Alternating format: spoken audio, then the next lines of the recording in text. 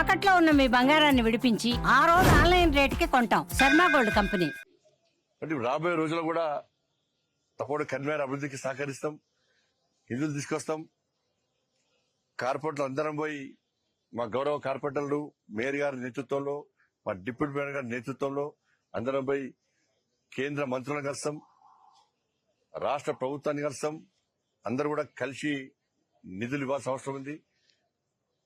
ఇది BJP mayor అని చెప్పి నిర్లక్ష్యం చేస్తే కూడా వదిలిపెట్టే ప్రసక్తి లేదు. అలా ఎంత ఇబ్బంది అనిపిస్తుందంటే నిన్న వాళ్ళు చేసిన కుట్రలు మామూలు కుట్రలు. ముఖ్యమంత్రి కూడా ఇవ్వాలండి జిల్లా టీవీలు చూసినాం, మేము సోషల్ మీడియా చూసినాం. అయిపోయింది, బీజేపీ కలం అయిపోయింది అన్నారు. కాంగ్రెస్ పార్టీ గెలిచింది అన్నారు. ఇక బీజేపీ రాదు.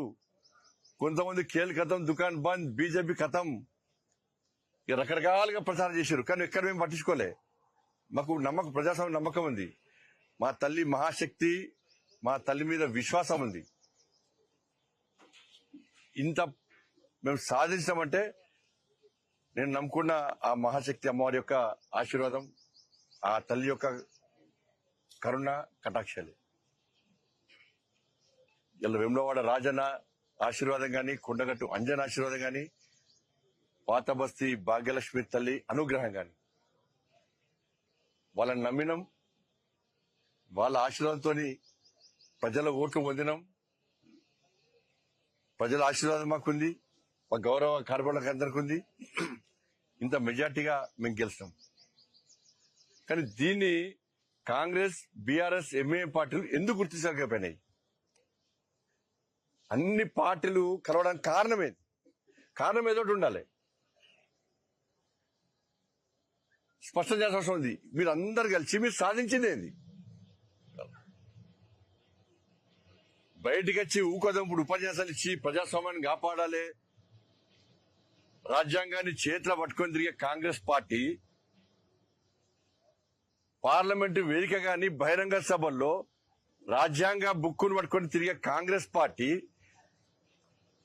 35 మంది అలా మాకు మద్దతు ఇస్తే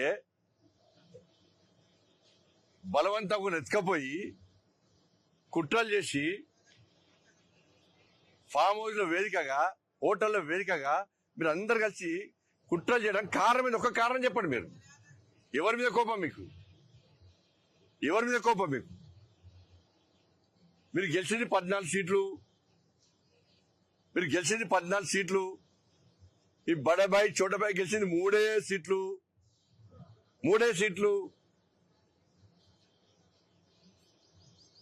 బీఆర్ఎస్ పార్టీ గెలిచింది 10 సీట్లు. మీ అన్ని కలిసా 9. మీరు అన్ని కలిసా కూడా ఇలా మ్యాజిక్ ఫిగర్ దాటలేదు. మరి దేన్ని నమ్ముకొని మీరు మమ్మల్ని రాకుండా అడుకునే ప్రయత్నం చేశారు? నిధులు ఇయ్యలేదా? కరీంనగర్ స్మార్ట్ సిటీ కాలేదా? కరీంనగర్ అభివృద్ధి చెందలేదా? ఇంకా చెందాల్సి లేదా? 11 సంవత్సరాలు బీఆర్ఎస్ పార్టీ ఒక పైసా ఇచ్చిందా? 2 సంవత్సరాలు కాంగ్రెస్ పార్టీ ప్రభుత్వం ఒక పైసా ఇచ్చిందా? మీరు హామీలు ఇచ్చిర్రా? మరి దేనికి అడ్డుకునే ప్రయత్నం చేశారు వాళ్ళు? ఈ చీకటి ఒప్పందాలు ఏంది?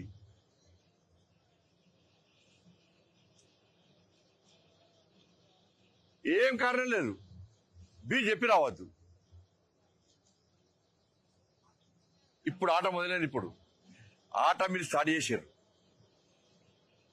ఎన్నికల ముందు ఆట మీరు స్టార్ట్ చేశారు. ఆటకు ముగింపు మేమిచ్చినాం. ఇలా కప్పు గెలిచి మేము ముగింపించినాం. బీజేపీని అడ్డుకునే దమ్ము మీకు లేదు. మీ కుట్రలు చేస్తే, మీ కుతంత్రాలు చేస్తే తెలంగాణ రాష్ట్రంలో యుద్ధం స్టార్ట్ చేసినాం. ఆ యుద్ధం కరీంనగర్ స్టార్ట్ అయింది. కాంగ్రెస్ పార్టీకి నేను ఇలా ఛాలెంజ్ చేస్తున్నా. మీకు ఎక్కడికక్కడ మీ మెడల్ వాస్తాం. మీరు ఇచ్చిన 6 గ్యారెంటీలు అమలు చేయాల్సిందే. రామచంద్రరావు గారి నేతృత్వంలో ఈ తెలంగాణ రాష్ట్రంలో మేము చేసే యుద్ధానికి దమ్ముంటే మీరు తట్టుకునే కెపాసిటీ దమ్ముంటే మీరు తట్టుకోండి. మీరు కరీంనగర్లో గెలికిరు మమ్మల్ని. కరీంనగర్ లో రాకుండా 3 పార్టీలు, అన్ని పార్టీలు కలిసి మీరు అడ్డుకున్నారు.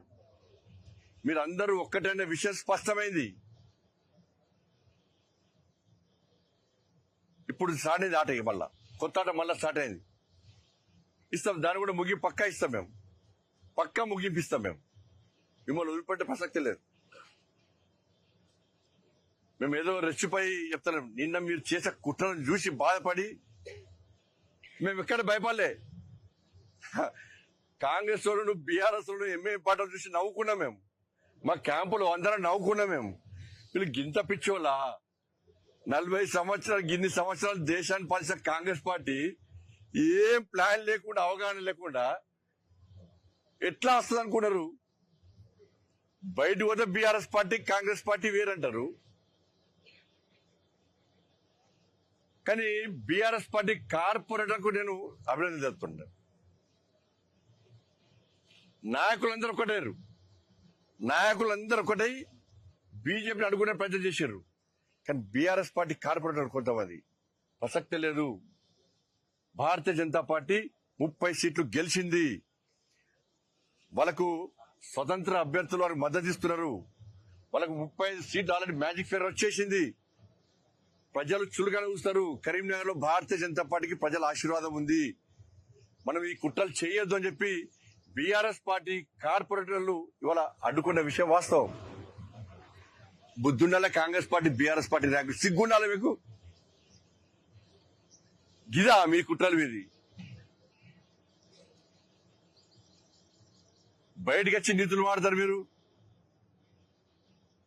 ఏం చేసి ముఖ్యమంత్రి వ్యక్తి ఇవాళ ఇన్వాల్వ్, ముఖ్యమంత్రి ఇన్వాల్వ్ ఏం చేసి ముఖ్య సమాధానం చెప్పాలి. ముఖ్యమంత్రి గారు రాత్రి మొగలు రెండు రోజులు నిద్రాలను మాని ఇక లియోనియో వేదికగా కుట్రలే కుట్రలు అయిపోయింది. వీళ్ళచ్చిరు, వాళ్ళచ్చిరు, వీళ్ళ మడకపోయినాం, వాళ్ళ మడకపోయినాం, కిడ్నాప్, రైట్, సోషల్ మీడియాలో మొత్తం రాయించుకున్నారు. ఏమైంది ఇవాళ? ఏం సాధించారు? ఇంతమంది ముఖ్యమంత్రి, 5 మంత్రులు, ఎమ్మెల్యేలు, బీఆర్ఎస్ పార్టీ అగ్రనాయకత్వం, ఎంఐఎం పార్టీ. ఒక్క బండి సంజయ్ అడుకోలేకపోయారు. ఒక బండి సంజయ్ని అడుకోలేకపోయారు. ఒక భారతీయ జనతా పార్టీ మా సైనికులను అడుకోలేకపోయారు. మీరు వీళ్ళు ఎవ్వరు పైసలు పెట్టి గెలవలే. వీళ్ళందరూ నెల రోజుల నుంచి గత 2 సంవత్సరాల నుంచి ఒక్కొక్కరు ఇళ్లలో తిరిగి ప్రజలకు విశ్వాసం కలిగించి ప్రజల ఆశీర్వాదం గెలిచిన అందరూ కూడా.